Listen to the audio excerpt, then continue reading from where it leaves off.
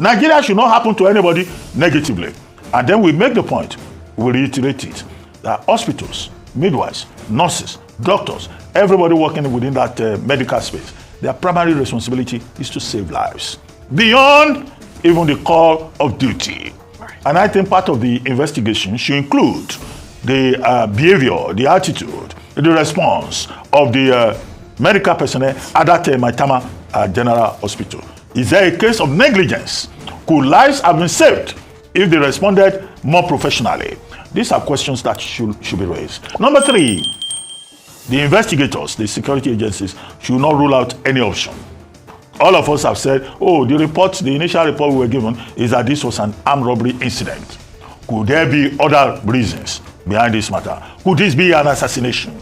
Could this be a case of occupational hazard? Now, I want to look at this from 3 different perspectives.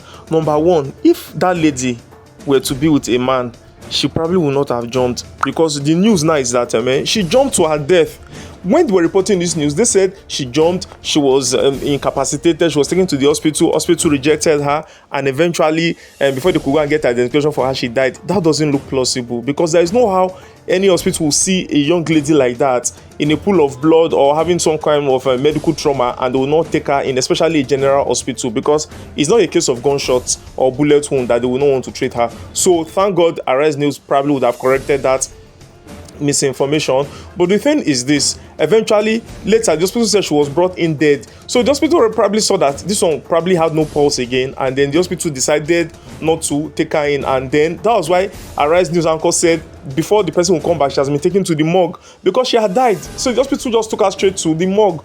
But the thing now is, if she were to be with her boyfriend or a husband, it would not have happened, because somebody would have been able to calm her down. There was this adrenaline rush. She could have thought that, oh, are these people kidnappers? And if you think they're kidnappers, sometimes it's better for you to just want to take a risk that it will be 50-50. Either you survive or you die, than to go to the hands of kidnappers, because these Nigerian kidnappers are animals in human skin. So she probably thought that they were kidnappers, or she probably thought that they were hired assassins, because it is not safe now to be working with Arise News, especially in this kind of country whereby if you criticize people in power, they come for you. Imagine what Wike was telling Sowore, that Sowore is lucky that Tinubu has, capacity to endure and tolerate criticism.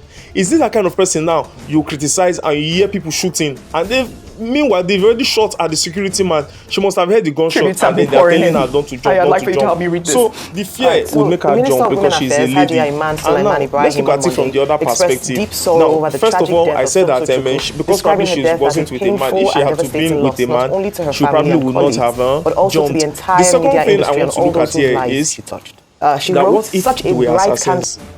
She could have thought that they were assassins. And in this country, you have to be very careful, because they're telling her not to jump. Maybe they wanted to probably have access to her things. Then rape her and then buy her. So she could have thought that, oh, these people that are coming here, they are coming, for rape. And you remember that this lady said that, in August, she said, Nigeria never happened to me. That this kind of thing, she's somebody in the UK. And in the UK, this kind of things probably do not happen. So she will not want to take any chances at all and say she wants those guys to come inside, knowing full well that they may want to do something. So many negative things could have been going on in her mind, that, wow, if they should kidnap her, they'll probably rape her, do all sorts of terrible things to her. And then she felt that the best thing to do in that situation was to jump. Who even knows if she thought that jumping would mean dying, and so she was willing to commit suicide than to allow them take her alive. Look, do think of it. Someone who after graduation went to the UK. She was making much money in UK and a very beautiful pageant queen. Do you think she would allow them take her alive and want to start doing all sorts of things to her body? She would rather die. And so I think that was what she eventually accomplished by jumping. So the jumping could have been a deliberate means to escape, the manhandling that she would have received from them. So the first thing is that she could have thought she was panicking, and as a lady, there was no man with her to subdue her and calm her and allow them rob her the way they robbed other flats, and so she jumped. The second one could have been that she thought that they were assassins, and these assassins who were telling her not to jump, she didn't want to listen to them because yes, if they came to kill her, they would have just told her to jump and so she would die once and for all. But she would have still felt that okay, oh, yes, they want to buy me, but they want to rob me first, so let me just go first and not allow them touch me, because if they touch me, they may want to start, all doing all sorts of things like rape and all of that. So she would prefer to just go through the other means. That's the other way I'm looking at it. And then she could have thought that, she still could have even thought that they are armed robbers, and they're not necessarily there to assassinate her and all of that. But, the fear and panic made her jump.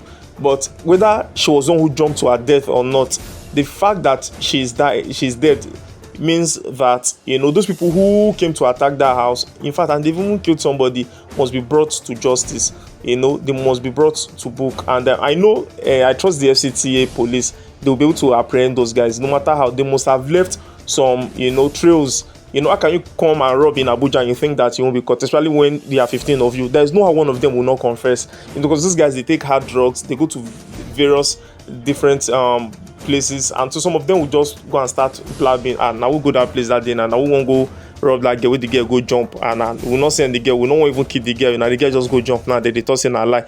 But in the process, someone will hear, someone will go and tell somebody, because a bounty must have been placed on them. So nobody really knows, but definitely I know, see, they'll catch those guys. They will still use their mouth, confess, say that they buy that girl. No how, not be Nigerian with they. Many people will say they even go rob bank, they steal billions, millions, they go confess for beer parlor. No talk of person will say they go rob house. So there is no, out of those 15 people, at least 5 of them know done the jabber, go tell somebody, and then they'll catch them. So Nigeria happened to her. Yes, she said it in August that Nigeria never happened to her, and it's our prayer that Nigeria should never ever happen to any of us. But Nigeria happened to her. It's an unfortunate situation, and it's very heartbreaking and it's painful. But what can we do? It is where we find ourselves. Look at what is going on in Kwara now. People are beginning to come outside, to come and protest and all of that. My neighbor the other day went for their mother's burial. Fear could not allow them celebrate. They could not stay with people, because majority of those people are not indigenes of Kwara. They are Hausas. And so they were scared that anything can happen at any time. Kidnappers may come and carry them. So they had to go and hide. Some of them stayed in hotel. They could not stay in their ancestral home to bury their mother. So that's the situation we find ourselves in Nigeria right now.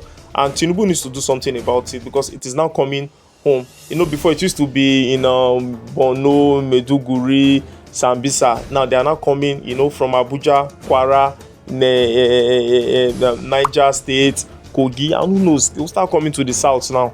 And of course we have few of those elements in the south too, but it's just that it's not as bad as we have terrorism in the north. Tinubu needs to do something about it, and if you cannot control terrorism, then you should just not really contest for an election. What's the point of having somebody in the aims of affairs who cannot actually curb crime and deal with all these nuisance who are going about buying people all in the name of trying to get money? Because armed robbery no dey exist again. Now when legit the people dey online, they press button, how many people get time to go carry gun dey rob apart from terrorists and kidnappers? So say na armed robbers be all these people, then Nigerian police need to come and prove it to us that they were really armed robbers and not hired assassins. So that is the second view I'm having on this situation of this girl. May her soul rest in peace. Just 29-year-old girl. She had potentials to be a great person. She wanted to be a politician, and she's the first, in their house, the first daughter of the family, Ada. And it's just so unfortunate that they've lost one out of the 3 siblings, out of the 3 children rather. So she now has 2 siblings who are still alive, and I pray that God comfort the family. It's just so unfortunate. So let me know your thoughts in the comment section. I remain your boy, Ernest Omozokwe Adebayo Okoje. Please remember to like, share, subscribe, and comment. Signing out. Peace.